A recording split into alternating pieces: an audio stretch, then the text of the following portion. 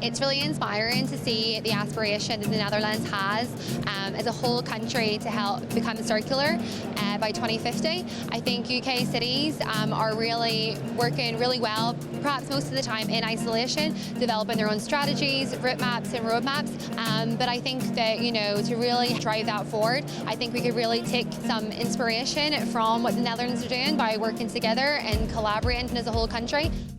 What I can tell you about the Dutch system is that we are a highly dense populated country and we do not have too much land to fill. So there's a lot of opportunities, and there's this mix combining with what we see are the rules and regulation governments will have, like the 50% circularity in 2030. Combining all these things will lead to what you see now, a lot of experimenting in circular economy. It also creates cities who would like to be in a front runner. So it is a bit of competition going on between The Hague, Rotterdam, Utrecht and Amsterdam. And our cities actually are not as big as yours, so that might be a thing as well.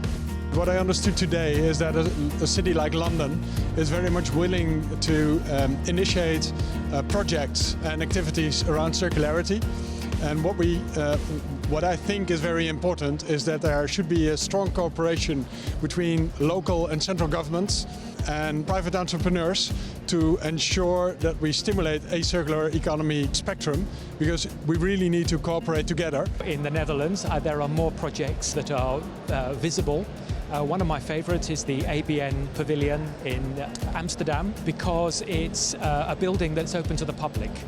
And I think that for me is a very good example of, if you want to bring this topic to life, then you need to actually show people in very practical terms what it means. I actually think there are some cities that are not too far behind in terms of thinking about, they may not even be calling it a circular economy, but they're doing some really interesting things. So, for example, you've got Peterborough. They've been producing some really good stuff across the board in terms of how do they really take forward circular economy in Peterborough. And then it's not a city, but there's like as a nation, you've got the Welsh government that are doing things like the Future Generations Act. That actually, I think they're going to be really fundamental to just changing the way that we look at things like the built environment and how we're supporting the future generations.